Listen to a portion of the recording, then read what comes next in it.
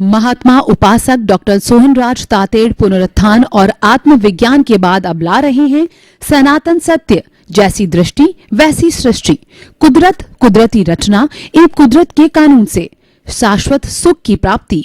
Log in करें www.drsohanrajtater.com, YouTube channel doctor Sohanraj Tated, play store से download करें mobile app doctor Sohanraj Tated. चंदेषु निम्मलयरा आयचेषु अय्यं पयासैरा सागरवर गंभीरा सिद्धा सिद्धिं मम दिशन्तु सिद्धा सिद्धिं मम दिशन्तु। भक्त ने भगवान से प्रार्थना की, हे प्रभु, आप सागर के समान गहरे हो, आप हिमालय के समान विशाल हो, आप रिद्धि सिद्धि प्रदाता हो, मुक्ति प्रदाता हो, मुझे भी कृपा करके मुक्ति प्रदान करें, मुक्ति प्रदान करें। भाई और बहनों, मातृशक्ति को नमन। आज का हमारा बहुत सुंदर विषय दादा वाणी अक्रम विज्ञान। दादा भगवान दादा कहलाते हैं, लेकिन ये किसी व्यक्ति का नाम नहीं है। ये समस्त प्राणियों के भीतर विराजमान शुद्ध आत्मा भगवान का नाम दादा भगवान है। ये सिंबॉलिक है और स्थूल रूप से, भौतिक रूप से मैं उनका परिचय करना चाहता हूं कि वर्ष 1908 में भादरण गुजरात के अंदर जन्मे A.M. पटेल, अंबालाल मूलजी भाई पटेल नाम से वो उनका नाम विख्यात हुआ। वो एक कॉन्ट्रैक्टर थे और वो पिछले कई जन्मों से ऐसा बताया जाता है कि भगवान ऋषभ के पुत्र भरत जी जो कि मुक्ति चले गए थे, उस समय से तत्व ज्ञान और मैं कौन हूं और इस सृष्टि का रचयिता कौन है, इसकी खोज के अंदर वो जीव जो है वह जन्म करता रहा और 10 लाख वर्ष के बाद के अंदर ये दादा भगवान के रूप में A.M. पटेल के रूप में जन्मे और 1958 यानी 50 वर्ष की उम्र के अंदर, लेकिन ये उनका डेवलपमेंट, ये पुरुषार्थ पिछले अनेक जन्मों का था।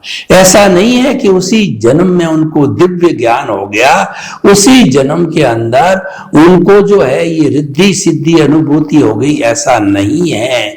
पिछले जन्मों के डेवलपमेंट के कारण 1958 के अंदर वो सूरत के तीसरे प्लेटफॉर्म पर शाम के समय बेंच पे विराजमान थे तो दिव्य ज्ञान प्रकट हुआ जो वो कई वर्षों से चिंतन कर रहे थे कि मैं कौन हूं और इस सृष्टि का रचयिता कौन है।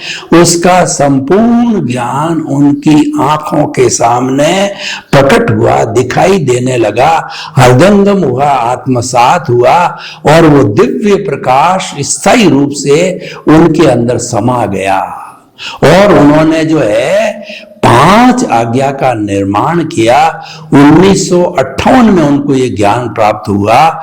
उसके बाद 1962 में उनके जो भतीजे थे वो भतीजे दादा दादा कहा करते थे, तो उन्होंने कहा कि आप केवल मेरे दादा नहीं है, आप तो सबके दादा है, आप दादा भगवान हैं।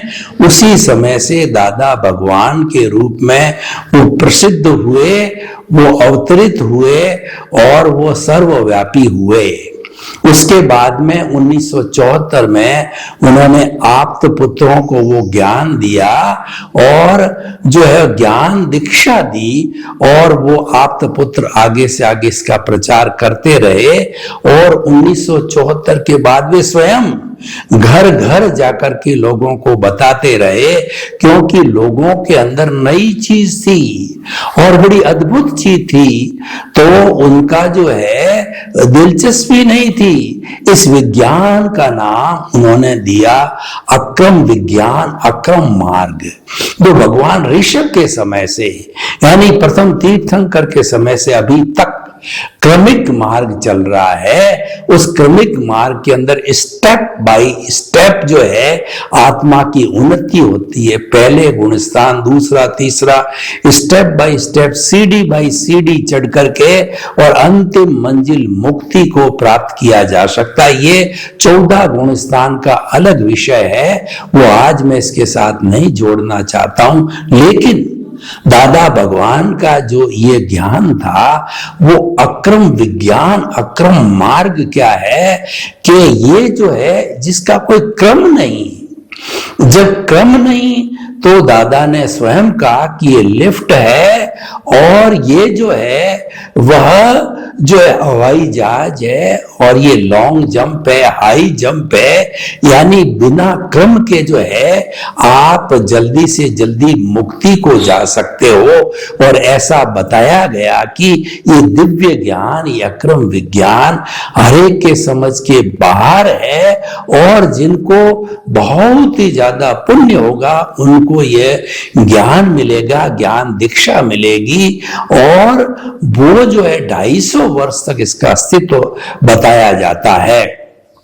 इस तरीके से दादा भगवान प्रचार करते करते जो है 1988 यानी 80 वर्ष की अवस्था के अंदर वो जो है उनके इस दिव्य ज्ञान के साथ में, क्योंकि वो भरत क्षेत्र में थे और अगर वो महाविद्य क्षेत्र में होते तो 360 डिग्री का जो उनको केवल दर्शन और केवल ज्ञान होकर के मुक्ति को जा सकते थे। लेकिन 356 डिग्री के ऊपर वो एक जो है खटपटिया वीतराग के नाम से प्रसिद्ध हुए और आज भरत क्षेत्र में विराजमान है। उनका उद्देश्य यही है कि मैं अकेला मुक्ति को नहीं जाऊंगा, अनेक अनेक भवी जीवों को, मुमुक्षुओं को, महात्माओं को यह ज्ञान देकर के सबको मुक्ति में भेजूंगा।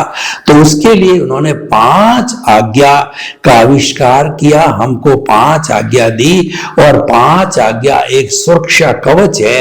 अगर व्यक्ति 24 आवर्स उन 5 आज्ञा की लक्ष्मण रेखा में रहते हैं, जो कि होलिस्टिक है, जो कि अगर आगमों का सार समझें तो वह संपूर्ण है, सम्यक ज्ञान है, सम्यक दर्शन है, सम्यक चारित्र और सम्यक तप है, उनका पालन करते करते वो इस भाव के अंदर जो है शाश्वत सुख की नींव लगा सकते हैं।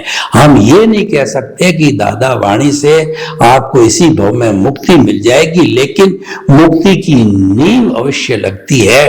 तो उस दादा वाणी को हम 5 आज्ञा के रूप में समझने की कोशिश करेंगे, उनको आत्मसात करेंगे। और ये जो अक्रम विज्ञान है ये सामाजिक धर्म और जो है हमारा कुल धर्म से ऊपर जो है ये अध्यात्म धर्म है, ये अध्यात्म विज्ञान है। ये ज्ञान ज्ञान से परे ये विज्ञान है। इसके अंदर धर्म की तरह यानी कुल धर्म की तरह, कोई भी कुल धर्म में देखिए सामाजिक 3 तरह के धर्म की हम व्याख्या करते हैं। पहले जो सामाजिक धर्म होता है वो मानव धर्म होता है, वो परस्परोपग्रह जीवानाम पर आधारित होता है, लिव एंड लेट पर आधारित होता है कि समाज के अंदर जीने के लिए सहयोग दो और सहयोग लो। परस्पर का जीवन है, रिलेटिव जीवन है और मनुष्य एक सामाजिक प्राणी है, वो अकेला नहीं जी सकता है, वो हमेशा रिलेटिव जीवन ही जीता है। मैं आपको प्रश्न करना चाहता हूं कि अगर कपड़ा बनाने वाला कपड़ा न बनाए, अगर सब्जी उगाने वाला सब्जी पैदा न करे, अगर फूड ग्रेन्स उगाने वाला फूड ग्रेन्स न उगाए, तो ऐसी स्थितियों में क्या मनुष्य का जो बेसिक फैसिलिटी रोटी कपड़ा मकान शिक्षा चिकित्सा है वो क्या मुहैया हो सकती है, प्राप्त हो सकती है? नहीं हो सकती। इसीलिए सामाजिक जीवन रिलेटिव जीवन है, परस्पर जो है आदान प्रदान का जीवन है, जो है वो लिव एंड लेट का जीवन है और गिव एंड टेक का जीवन है। तो इसीलिए वो हमारा सारा एक तरीके से सामाजिक धर्म है, वो एक तरीके से हमारा सहयोग जो है वो सहयोग का धर्म है और वो हमारा मानव धर्म है। उससे ऊपर उठे तो कुल धर्म होता है। बच्चा जन्म लेते ही उसको अपना अपना कुल धर्म मिलता है। आज पूरे विश्व के अंदर बात करें तो 360-65 तरह के कुल धर्म हैं। जैसे कि विश्व के 8 महान धर्म माने जाते हैं, हिंदुज्म, बुद्धिज्म, सिखिज्म, जोरास्ट्रियन और क्रिश्चियनिटी, इस्लाम और जुडाइज्म। उसी तरीके से जो है अलग अलग छोटे बड़े कई धर्म ये जन्म के साथ मिलते हैं। माता पिता जिस धर्म का अनुसरण करते हैं वही उस बच्चे को मिलता है, तो उसको कुल धर्म कहा जाता है। कुल धर्म का अर्थ होता है जो पुण्य पाप पर आधारित होता है, मन वचन काया की शुभ प्रवृत्ति पर, शुभ अशुभ प्रवृत्ति पर जो है आधारित होता है। अशुभ प्रवृत्ति से पाप का बंध होता है, शुभ प्रवृत्ति से पुण्य का बंध होता है। और इसका एक फॉर्मेट होता है जिसमें एक ईश्वर होता है, मंत्र होता है, मंदिर होता है और उसके साथ साथ में एक रिचुअल्स की क्रियाकांड की विधि होती है, संस्था होती है, शास्त्र होती है। सब चीजें हरेक की अपनी अपनी फिक्स होती है, उसको फॉर्मेट कहते हैं और उस फॉर्मेट के अनुरूप ही वो धर्म चलता है। तो वह पुण्य पाप के आधार पर चलता है।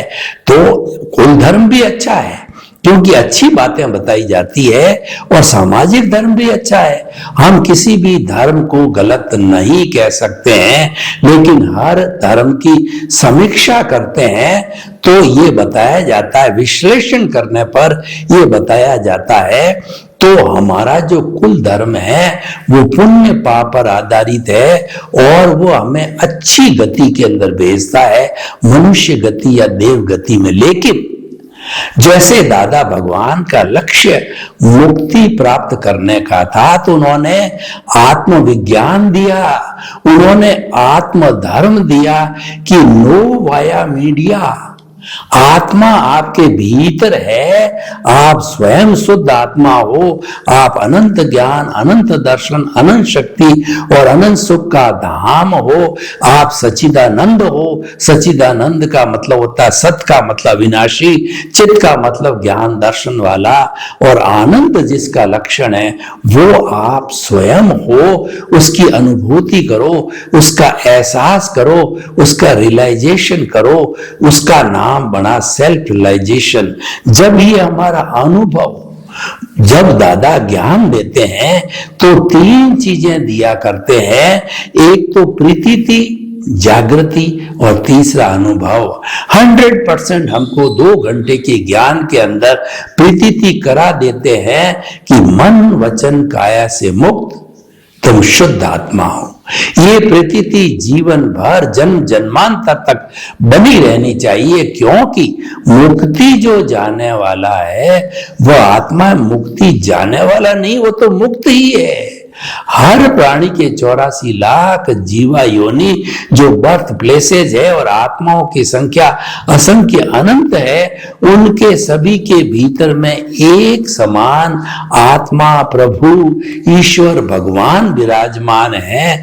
लेकिन जो ये भेद दिखाई देता है वो अपने अपने कर्मों के आवरण के कारण मूल आत्मा आवृत हो गई है प्रतिष्ठित आत्मा के द्वारा, जो कि मिश्र चेतन है और वही सारा खेल खेलती है। जो एग्जीक्यूटिव बॉडी है, जो प्रोसेसिंग फैक्ट्री है, वह हमारी जो है प्रतिष्ठित आत्मा, मूल आत्मा कोई काम नहीं करता। सारा जो पुरुषार्थ है, चाहे रियल हो चाहे रिलेटिव हो, वो तो सारा प्रतिष्ठित आत्मा करती है। मूल आत्मा तो स्व पर प्रकाशक है, वो दृष्टा है, वो पावर हाउस है, वो मात्र प्रकाश देती है, दृष्टि देती है। तो आत्मा दृष्टा हो गया, और जो प्रकाश देती है वो दृष्टि कहलाती है। परिवर्तन दृष्टि से होता है। मुख्य जंक्शन पॉइंट दृष्टि है दादा भगवान का। जो मूल कहना चाहिए कि जो की पॉइंट है वो है दृष्टि विज्ञान, और उस दृष्टि से हम दृश्य देखते हैं। खुली आंख से जब हम दृश्य देखते हैं तो जो भी हमको दिखाई देता है वो दृश्य कहलाता है, और वो देखा जाता है बाहरी आंख से देखा जाता है। भीतरी आंख है वो दृष्टि कहलाती है। वो दृष्टि देने वाला हमारा मूल आत्मा है, शुद्ध आत्मा है, परमात्मा है, स्वपर प्रकाशक है। वो तो मुक्ति की अवस्था में है, हमारा नहीं। सभी के अंदर वो मुक्त अवस्था में है, लेकिन उसको प्रतिष्ठित आत्मा ने, उसको कार्मण शरीर ने, उसको अज्ञानता ने बांधे रखा। ये पर्यायवाची है। प्रतिष्ठित आत्मा के पर्यायवाची की बात करूं तो वो सैकड़ों सैकड़ों पर्यायवाची हो जाते हैं। हर एक धर्म दर्शन का प्रतिष्ठित आत्मा का अपना अपना नाम है, लेकिन अज्ञानता एक ऐसा शब्द है जिसमें प्राय प्राय धर्म दर्शन जो है वो सहमत हो जाते हैं कि अज्ञान, जैसे सांख्य जो है क्या कहता है कि प्रकृति और पुरुष दोनों अलग अलग है। दादा भगवान भी यही कहते हैं, प्रकृति पुरुष को अलग अलग जानना मानना ये भेद विज्ञान है, ये मुक्ति का मार्ग है। दोनों को अलग अलग मानो, ये ज्ञाता दृष्टा है, ये भेद विज्ञान है, और यहीं से मुक्ति प्रारंभ होती है। ये शुद्ध भाव है। इससे नए कॉज नहीं बढ़ते पढ़ते हैं, और कॉज पढ़ते भी हैं तो उससे ऐसा पुण्य मिलता है जो कि मोक्ष के लायक और सहायक हो। तो कहने का अर्थ यह है हमें अज्ञानता को मिटाना है। जो हमारे दादा भगवान कहते हैं कि शरीर और आत्मा के बीच के अंदर है, तो वो अज्ञानता है, उसको मिटाना है। तो समय हो जावे उसके पूर्व सारी 5 आज्ञा जो सुरक्षा कवच है उसकी व्याख्या रह नहीं जानी चाहिए। तो पहली जो दादा भगवान की आज्ञा है वो रिलेटिव व्यू पॉइंट, यानी किसी भी जीवित प्राणी को आप देखो तो आप मनन करो कि ये देहधारी है, शरीर है उसका, दिखाई देता है। एकेंद्रिय से लगा के पंचेंद्रिय के जीव है, सब दिखाई देते हैं स्थूल रूप से। तो ये नामधारी देहधारी पैकिंग रूप में है, जैसे कि पेड़ है उसकी छाल है वो पैकिंग है। ये रिलेटिव व्यू पॉइंट है, ये सम्यक दर्शन है। रियल और रिलेटिव का ज्ञान है वो सम्यक ज्ञान कहलाता है। और इसकी जो दूसरी आज्ञा है कि आपने इसको रिलेटिव व्यू पॉइंट से देखा, अब रियल व्यू पॉइंट से देखो, क्योंकि दादा भगवान का सारा अक्रम विज्ञान है वो अनेकांत पर आधारित है, मल्टी डायरेक्शनल दृष्टि पर आधारित है, सत्यांश को पर आधारित है, और ये भी पर आधारित है, ये आग्रहीन है। इसीलिए सब सत्यांशों को जोड़ते हैं तब परफेक्ट सत्य केवल ज्ञान बनता है। वही जीवन का अंतिम लक्ष्य है और उसी से ही मुक्ति मिलती है। मुक्ति में जाने के पहले हर एक को केवल ज्ञान, केवल दर्शन, केवल ज्ञान प्राप्त करना ही पड़ता है। तो दूसरा real view point, real view point है कि जो दृश्य आपने देखा, पेड़ को देखा, तो अब आप उसके भीतर विराजमान शुद्ध आत्मा भगवान को निर्दोष दृष्टि से दर्शन कर नमन करो। क्यों कि पेड़ पौधा, गाय भैंस, ऊंट बैल, राम कृष्ण महावीर, आप, मैं, 24 तीर्थंकर सिमंदर स्वामी के भीतर में शुद्ध परमात्मा सबका एक सा है। और जो भेद दिखाई देते हैं वो कर्मों के आवरण के कारण, अज्ञानता के कारण, कॉजल बॉडी के कारण दिखाई देते हैं। तो ये रियल रिलेटिव दोनों मिलकर के सम्यक ज्ञान बन गया। अब मैं तीसरी आज्ञा पे आता हूं कि जगत नियंता व्यवस्थित शक्ति। व्यवस्थित शक्ति का मतलब होता है कि सब साइंटिफिक सर्कमस्टेंशियल एविडेंसेस। तो ये एविडेंसेस जो है वो हमारे जीवन का संचालन करती है। हर प्राणी का संचालन करती है और ये कुदरत का एक अंग है। कुदरत तो एक व्यापक रूप के अंदर है। कुदरत 6 तत्वों का बना हुआ है। कुदरत के अंदर जो है वो पृथ्वी, जल, अग्नि, वायु और आकाश पंचभूतात्मक शरीर बने हुए हैं, जड़ और चेतन के। तो वो तो बड़ा टर्म हो गया, लेकिन ये इंडिविजुअल पर काम करने वाली है यह व्यवस्थित शक्ति, यानी इस जगत का संचालन करने वाली कुदरत है, जो कि 6 तत्वों से इस जगत का संचालन करती है। और हर जीवित प्राणी जन्म से मृत्यु तक कुदरती जितना कुदरत के कानून के तहत जो कार्य करता है। और हम इंडिविजुअल रूप से यह व्यवस्थित शक्ति जो है हमारे को द्रव्य क्षेत्र, काल भाव, काल स्वभाव, कर्म, पुरुषार्थ और नियति, इन घटकों से, इन साधनों से जो है संजोग जुटाती है, संजोग खड़ा करती है। और वो संजोग वही खड़ा करेगी जो हमारे उपादान में है, जो पूर्व जन्म में हमने अर्न किया है, जो हमारी लायबिलिटी है, जो हमारा कर्ज है, जो कि आज उदय और प्रारब्ध के अधीन जो है इस जन्म के अंदर आया है, उसके अनुरूप ही जो है वो संजोग जुटाती है। तो ये तीसरी आज्ञा, इस आज्ञा का पालन, देखिए सम्यक ज्ञान प्राप्त होने के बाद में हम जो है वो रियल रिलेटिव पॉइंट को जान करके, और जो मैं कौन हूं इसकी हमें परीक्षा हो जाती है कि रिलेटिव व्यू पॉइंट से मैं सोहन राज मन वचन काया रूपी देहधारी नामधारी पैकिंग हूं, लेकिन रियल रूप से मैं और इस जगत के समस्त प्राणी जो है शुद्ध आत्मा है। अब तीसरा जो है इस जगत का संचालन करने वाला कौन? अभी तक मैं ये मानता चला आ रहा था कि इस मन को चलाने वाला, वचन को चलाने वाला, काया को चलाने वाला मैं स्वयं हूं, मैंने ये कार्य किया, मैं और मेरा से जुड़ा रहता था, बहिरात्मा के रूप, स्वार्थ की चेतना के रूप के ये कार्य मैंने किया, ये घर मेरा, मैं बड़ा लेखक, मैं कुबेरपति, मैं धनपति, इस तरीके की हमारी जो मानसिकता थी, जो मिथ्या ज्ञान था, वो समाप्त होकर के और कोई हम इस निष्कर्ष पर पहुंचे, हम अकर्ता बन गए कि दुनिया का कोई भी प्राणी कर्ता नहीं हो सकता। कर्ता तो व्यवस्थित शक्ति है और कोई अपने आप को कर्ता मानता है। यही सबसे बड़ा अज्ञान है। अज्ञान मुख्य 2 चीजों से जुड़ा हुआ है कि मन, मैं स्वयं मन वचन काया हूं और इस मन वचन काया को संचालन करने वाला, इस मन वचन काया का निर्माता मैं हूं। जबकि रियल व्यू पॉइंट ये, सनातन सत्य ये है कि इस कुदरत ही समस्त प्राणियों की क्रिएटर है, ऑपरेटर है और डिस्ट्रॉयर है।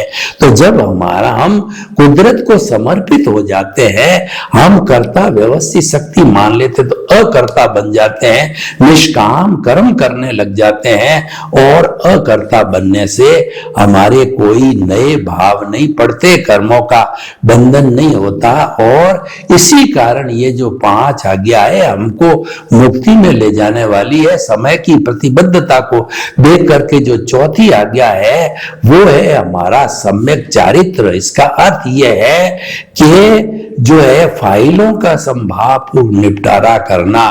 फाइल नंबर 1 मेरा शरीर है, फाइल नंबर 2 मेरे पास नजदीक रहने वाली मेरी पत्नी है, फाइल नंबर 3 पुत्र है, चौथा फाइल नंबर पोता, बेटे की बहू, इस तरीके से फाइलें हैं। कामगारी व्यक्ति और घर में काम करने वाला नौकर, ये सब फाइलें हैं। इनकी ये हमारे संपर्क में क्यों आ रहा है कि कुदरत ने संजोग जुटा करके मेरे संपर्क में भेजा, या मैं इसके संपर्क में द्रव्य क्षेत्र काल भाव के अधीन गया, क्योंकि हमारे दोनों का हिसाब किताब है। हम दोनों एक दूसरे के कर्मों का आदान करने वाले डाकिए हैं, पोस्टमैन हैं। तो या तो मैं कर्म चुकाने के लिए, देखिए कर्मों का भुगतान करना हो तो उसमें निमित्त उपादान दोनों ही चाहिए। द्रव्य मैं हूं, क्षेत्र है, काल भाव है, पर वो निमित्त भी तो मिलना चाहिए, तभी कर्मों का भुगतान होगा। तो निमित्त हमारे सामने आता, उसको, उस निमित्त को निर्दोष मानो, अकर्ता मानो, शुद्ध आत्मा मानो और निमित्त निर्दोष अकर्ता और शुद्ध आत्मा इस भावना से मानते हैं, नए भाव नहीं पढ़ते और नए कॉजेज नहीं पढ़ने के कारण हमारे जो पूर्व में कॉजेज पड़े उनका सब भुगतान समाप्त होकर के जीरो होकर के प्रतिष्ठित आत्मा का अस्तित्व समाप्त हो जाता है, कॉजल बॉडी का अस्तित्व समाप्त हो जाता है। और पांचवी आज्ञा फाइलों का संभावपूर्वक निपटारा करने का, पांचवी आज्ञा जो है वो हमारी जो है वो आत्मा के बही खाते में रकम जमा करना, यानी प्रतीति, जागृति और अनुभव के फोल्डर्स को बनाना, ज्यादा से ज्यादा अनुभव की जो है तरक्की करना, डेवलपमेंट करना, उसके लिए हमारे प्रतीति 100% जमी हुई है। मैं शुद्ध आत्मा हूं। ये जागृति जो है, ये जागरूकता है, ये रियल पुरुषार्थ है। हर क्षण बना रहना चाहिए। हर क्षण बना रहने के कारण जो है हमारा अनुभव धीरे धीरे, जो हमको दादा ने ज्ञान के समय में 2% दिया था, 15% जागृति दी थी, तो ये जागृति जो 15 से 20, 25, 30, 50, 100 तक जाती है, उसके साथ साथ में अनुभव का ग्राफ भी पड़ता है। और एक दिन हम केवल दर्शन को प्राप्त करके और सिद्ध बुद्ध मुक्त बनते हैं। सर्वे भवन्तु सुखिनः, सर्वे सन्तु निरामया। लोक के सब जीवों को सुख मिले, शांति मिले, आनंद मिले, प्रेम मिले, मोक्ष मिले। आपके प्रति मंगल भावना। ओम शांति। महात्मा उपासक डॉक्टर सोहनराज तातेड़ पुनरुत्थान और आत्मविज्ञान के बाद अब ला रहे हैं सनातन सत्य, जैसी दृष्टि वैसी सृष्टि, कुदरत, कुदरती रचना एवं कुदरत के कानून से शाश्वत सुख की प्राप्ति। लॉग इन करें www.drsohanrajtated.com। YouTube channel doctor Sohanraj Tated, play store से डाउनलोड करें mobile app doctor Sohanraj Tated.